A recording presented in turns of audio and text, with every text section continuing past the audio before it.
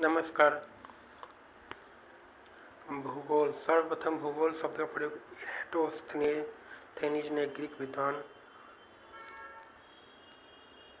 276 से 196 ईसा पूर्व ने किया। यह शब्द ग्रीक भाषा के दो मूल जीव पृथ्वी ग्रह खोज मैंने वर्णन से प्राप्त किया गया है।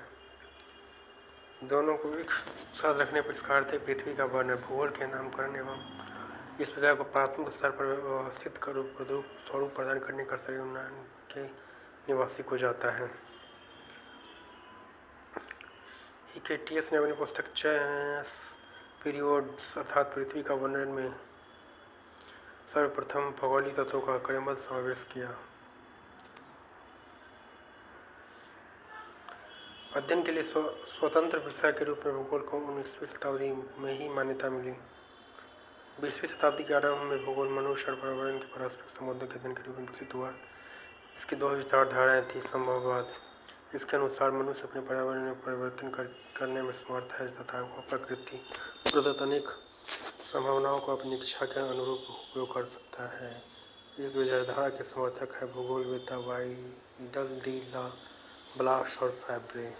निश्चयवाद, इसके अनुसार मनुष्य के सारे काम पर्यावरण द्वारा निर्धारित होते हैं अतः मनुष्य को शिक्षापूर्वक कुछ करने की स्वतंत्रता कम है। इस विचारधारा के प्रमुख समर्थक है भूगोलवेत्ता रिटर एटचेल। नवीन निश्चयवाद का संस्थापक एलन सैम्पल और हर्टिंगटन।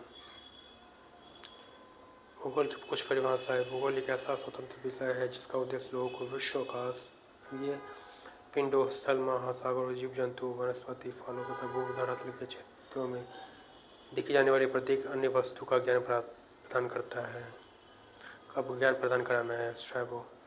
भूगोल पृथ्वी की झलक को स्वर्ग में देखने वाला अभाम्य विज्ञान है। Caladium Ptolemy. भूगोल वह विज्ञान है जिससे पृथ्वी को स्वतंत्र ग्रह के रूप में मान्यता देते हुए उसे समस्त लक्षणों, घटनाओं एवं उसके अंतः संबंधों का अध्ययन किया जाता है। Carl Ritter. भूगोल में पृथ्वी के उस भाग का अध्ययन किया जाता है जो मानव के रहने का स्थान है। Arthur Holmes.